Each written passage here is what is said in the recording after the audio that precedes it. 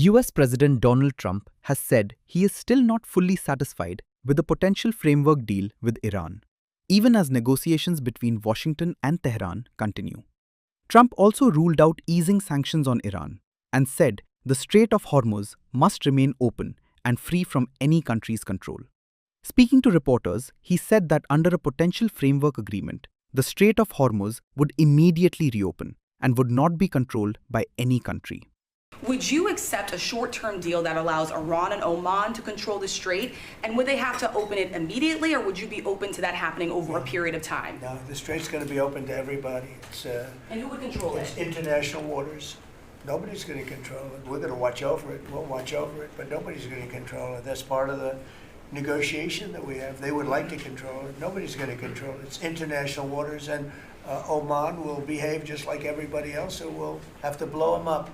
They understand that. They'll be fine. In addition to that, you have a lot of boats, you have about 1,500 boats in the strait wanting to get out, and at the right time we'll release them. But the American people, sir, are seeing higher gas prices. Yeah, now, it's come down a little bit, but it's still $4.45. Oh, it'll come down a lot. It'll come down to where it was before. We had gasoline down to a very low number. I think we'll be hitting that number shortly after that whole excursion ends. Does that give you more urgency? But regardless of anything, as Marco said better than anybody can say it, you can't let them have a nuclear weapon. They would use it instantly. They wouldn't think about it. They would use it instantly. I've gotten to know them. They would use it instantly. Does that give you more urgency, Mr. President? You've said that you're in no rush to make a deal, but with gas prices that are still high across the country, people are paying more for travel. Does that give you more urgency to make a deal? Why doesn't it? Well, I'll tell you the primary urgency I have. I said this, it wasn't covered properly, but the primary urgency is that we can't let Iran have a nuclear weapon. Would you be comfortable with Russia or China taking their stockpile of highly enriched uranium, and have they offered to do that? No, I wouldn't be comfortable. Mr. President, That would not make me comfortable. is the U.S. considering easing sanctions on Iran to allow Iran to sell its crude to market? No, we're not talking about any easing of sanctions or giving money. No sanctions, no money, no nothing. We have control of money that they claim is theirs. We'll keep control of that money. When they behave properly and when they do what's right, we'll let them have their money.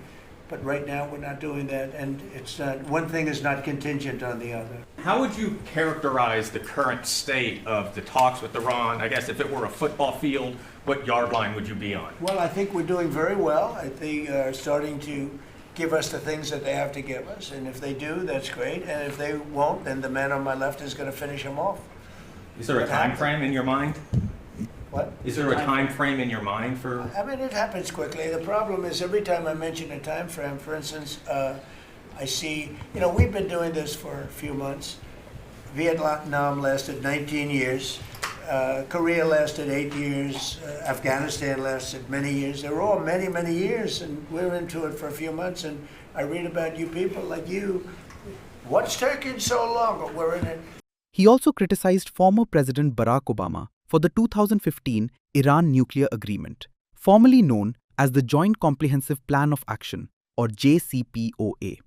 The agreement between Iran and the US, UK, France, Russia, China, and Germany was aimed at preventing Iran from developing a nuclear weapon.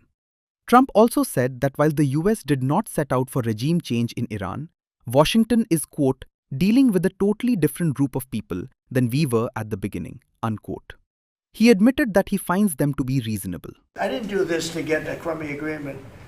The worst agreement ever signed was by Barack Hussein Obama. What a horrible agreement that was. It was a setback for this country, for the whole world. The Middle East would have blown itself up. No, if it's not going to be a real deal, because Obama had that horrible JCPOA, whatever it was the worst deal. It was a path for Iran to have a nuclear weapon very quickly. Years ago, they would have had a nuclear weapon. We might not be here talking about it right now. They would have had a nuclear weapon. And frankly, Obama picked the wrong country. He should have picked another country. I won't tell you what it was. But he picked the wrong country when he picked Iran. But we have things understood now with Iran. It's been nasty. They've lost their leaders. They've lost. And it really is regime change. We didn't set out for regime change. But by the fact that we're dealing with a totally different group of people than we were at the beginning. And frankly, I find them to be much more reasonable. I actually find them to be smarter, but I find them to be much more reasonable. This is regime change. One regime is gone, another regime is gone, we're dealing with the third. Pieces of it, because some of them are gone too. And I find them, I think, how can you have a stronger regime change than that, you know?